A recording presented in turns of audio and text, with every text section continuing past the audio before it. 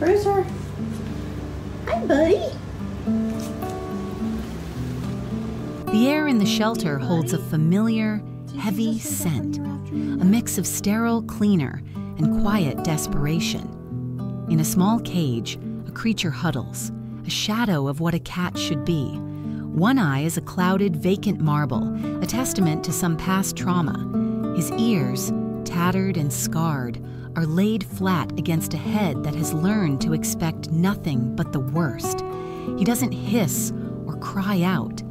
There is only a profound stillness, a surrender to the pain that has been his constant companion. This is the state in which a man, an animal control officer, finds him, a silent victim of neglect and abandonment, waiting for an end that feels all but certain.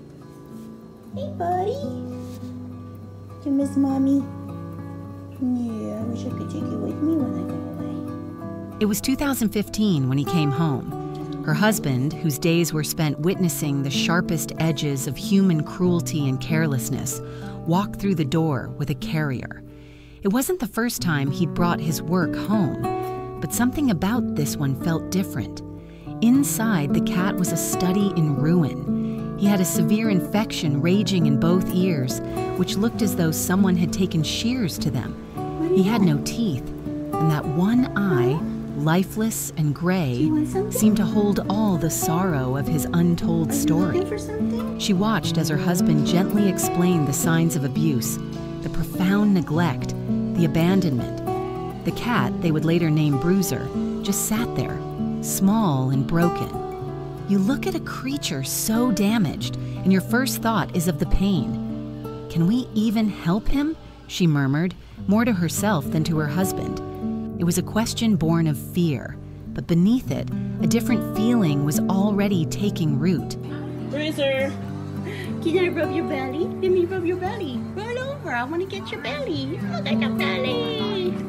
The first order of business was the vet. The diagnosis was swift and uncompromising. The dead eye, a constant source of potential infection and pain, had to be removed.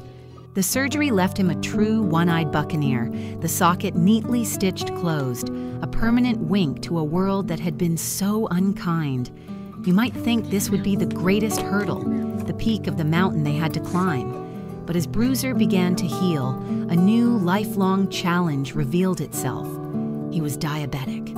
The word hung in the air of the vet's office, carrying with it a new weight of responsibility. Suddenly, their lives were measured in 12-hour increments. A small vial of insulin and a box of syringes became the most important tools in their home. Every morning before coffee and every evening before settling in, the ritual was the same. The quiet click of the vial, the careful measurement of the life-saving liquid, the gentle pinch of skin. For months, this was their rhythm. Some might see it as a burden, a relentless chain of obligation. But as she held Bruiser, feeling the slight resistance and then acceptance of the needle, she only thought, we just have to keep him steady.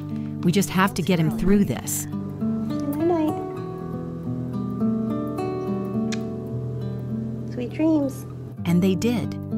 For several years, Bruiser blossomed under the steady cadence of care. The once fearful creature who flinched at every touch began to navigate his new world with a quiet confidence. He learned the geography of the house by heart, his single eye taking in every detail. His favorite spot was a plush, heated cat bed they'd bought for him, a simple circle of fleece and warmth that became his throne. It was an orthopedic bed designed to soothe old bones, but for Bruiser, it was a sanctuary. It was the first truly soft, safe place he had ever known. He would knead the fleece, a low, rumbling purr vibrating through his small body, a sound they once feared they would never hear. You'd see him curled up, the epitome of peace, and it felt like a miracle. He was no longer just a rescue. He was part of the fabric of their lives, the quiet observer of their days. She would watch him chase a dust bunny in a sliver of sunlight, his movements surprisingly agile, and a wave of fierce, protective love would wash over her. He's been such a wonderful cat, she'd say to her husband, the words feeling utterly inadequate to capture the depth of her affection. Ouch, Bruiser, your tongue is scratchy. I know you love Mommy. Time, however, is a relentless current, especially for a body that has endured so much. Recently, a new shadow fell. Bruiser started to show signs of distress, a subtle change in his breathing, a new lethargy. Another vet visit brought another diagnosis, a heart condition. The news landed with a familiar thud of worry. The insulin injections, once the symbol of their commitment, were now joined by a daily heart pill. The new medication, a tiny tablet they hide in his favorite treat, is another tool in their arsenal against his past. It's a daily promise to keep fighting for him. There are moments of fear, of watching his chest rise and fall and wondering how many more days they have. But then, Bruiser will shake himself, hop off his heated bed, and trot to his food bowl with surprising vigor. He still runs, he still eats well, he still claims his spot on the sofa. Despite the myriad of challenges etched into his very being, the missing eye, the scarred ears, the diabetes, the faulty heart, he persists. He chooses life every single day. No, I don't have any more. You're a good boy. Yes, you are. He is a mosaic of healed wounds and ongoing battles, a testament to the resilience of a spirit that refuses to be extinguished. To see him now, you wouldn't first notice the missing eye or the tattered ears. You would see a cat who is cherished. You would see the quiet confidence in his gait as he navigates the home that is his entire world. The bond he shares with them isn't built on dramatic rescues or heroic feats. It's forged in the quiet, daily acts of care. The insulin shot, the heart pill, the gentle stroking of his remarkably soft fur. I can't imagine life without him, she thinks, watching him nap in a patch of afternoon sun. The thought is simple, direct, and profoundly true. He is not just an animal they saved. He is the quiet, one-eyed soul who reshaped their understanding of love. You got all your medicine. You're such a good boy. I love you. His story is not one of a dramatic, flawless transformation into a perfect pet, but a quieter, more profound journey. It's a testament to the beauty that can be found in the broken, the discarded, and the overlooked.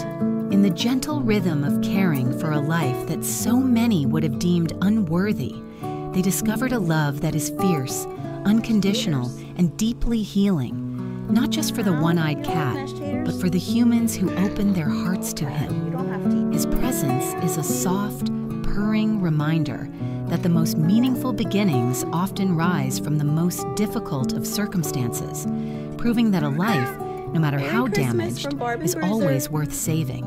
You want your dinner? Yeah. It's coming. Alright, come on. Thank you for watching. If you like the story, feel free to comment, like, and subscribe. See you in the next video.